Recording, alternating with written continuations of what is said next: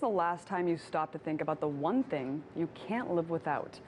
No, I'm not talking about the internet. I'm talking about water. Without clean drinking water, life couldn't go on. So it's probably important that we know what's in the water we drink. For the past 65 years, city governments nationwide have been adding a substance called fluoride to the water supply. The practice of water fluoridation started at a time in history when asbestos, PCBs, and DDT were all deemed safe and effective. And although all of these chemicals have been banned since, fluoridation is still a common practice. However, it's uniquely American. The U.S. has more people drinking fluoridated water than the rest of the world combined. In fact, most industrialized nations do not fluoridate their water, including Japan and 97% of Europe. So what exactly is it that we're ingesting? Well, it's not the same fluoride that's in your toothpaste. What's being added to municipal water supplies is a fluorine compound called hydrofluorosilicic acid, and it's a byproduct from the phosphate fertilizer industry. Yes, you heard me right. Let me break this down for you. Gaseous fluoride is produced during fertilizer production.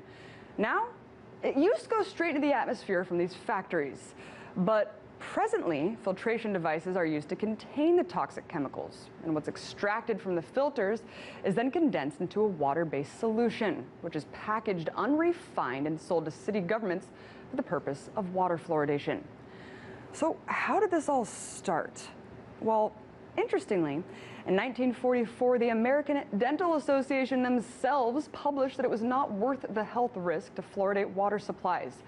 Too bad no one heeded their warning, because the very next year, Grand Rapids, Michigan became the first community to fluoridate.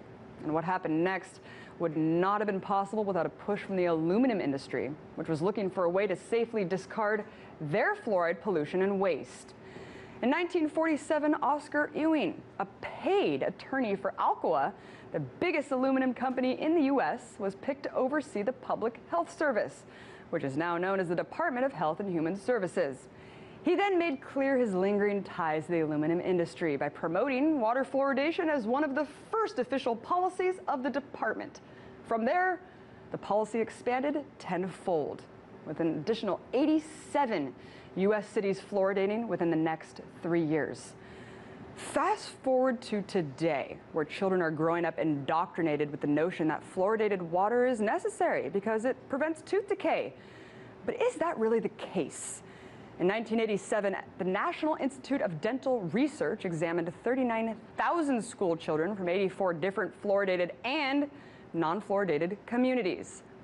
And while the study did find that in fluoridated areas tooth decay declined, the most interesting part is that there was a declining trend in tooth decay in non-fluoridated areas too, perhaps because of overall better hygiene. Okay, but not only is there no causal link, there's also serious health risks for fluoride overexposure. For one, an excess of fluoride causes fluorosis, which is the eating away of the enamel on your teeth. This is indicative of what it's doing to your body on a larger scale. You see, it doesn't just eat away at the tooth enamel. Only 50% of the fluoride we consume is excreted. The rest is absorbed throughout our bodies, our pineal glands, and our bones. In fact, an alarming study by the U.S. Public Health Service, which was later confirmed by Harvard Medical School, found that a deadly type of bone cancer called osteosarcoma was significantly higher in fluoridated communities than in non-fluoridated communities. However, the most distressing findings come from 18 studies done worldwide, showing a substantial lowering of IQ in overly fluoridated areas. And there are many more adverse effects than just those. Not to mention that the FDA admits that fluoride is a drug, not a nutrient. Multiple ethical codes are being violated here by forcing us to ingest this drug. Look, let's call it like it is. Water fluoridation has nothing to do with said benefits. Think about it. We're already getting our fair share of this substance through the dentist and the toothpaste we use every day. And what about the processed foods we're already eating and drinking on a daily basis? We get more than enough. So the argument that we need to ingest this substance as well is baseless. Look, guys, no matter what you think about fluoride, the real issue here is having a choice. No chemical, no matter what its alleged benefits are, should be forced upon the public without their consent. But let's not forget, as long as corporations are involved, our best interest isn't really the priority. So maybe we should be looking at water fluoridation as a money-making scam. It's a tale that's all too familiar.